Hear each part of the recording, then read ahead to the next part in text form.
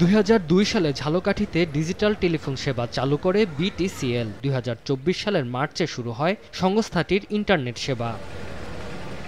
গ্রাহক প্রতি 500 টাকায় 12 এমবিপিএস থেকে শুরু করে 1700 টাকায় 50 এমবিপিএস স্পিড পর্যন্ত বিটিসিএল এর 60টি ইন্টারনেট প্যাকেজ চালু রয়েছে।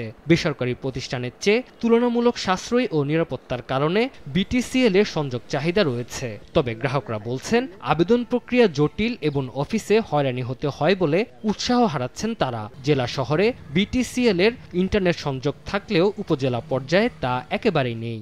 তাদেরকে আমরা যখন আবেদন করি বারবার তারা দিতে চায় না, তো এটা নিয়ে আমরা অনেক সমস্যার ভিতরে আছি। সমস্যা হলো আমাদের ফোন দিলে সঠিক টাইমে পাওয়া যায় না, ফোন দিলে অন্য নানা বাহানা বানায়। ছোটোবেলা থেকে দেখতেছি যে টিএনটি ওই একবার করে দিয়ে গেছে, তারপর থেকে আর কোনোদিন কেউ আসেও না, খোঁজ খবরও নেয় নাই। আর আমাদের এই টিএনটির দেওয়াল সবসময় ভাঙ্গা দেখতেছি। তবে গ্রাহকদের সাধ্যমতো সেবা দেওয়ার দাবি কর্তৃপক্ষের। আমরা আমাদের আইন থেকে চেষ্টা করি যতদূর ক্যাপাবিলিটি রয়েছে সেগুলো 100% দেওয়ার জন্য এবং চেষ্টা করছি, এবং সংযোগ ধীরে ধীরে বৃদ্ধি পাচ্ছে। ঝালকাঠিতে টেলিফোনের সংযোগ রয়েছে 651টি।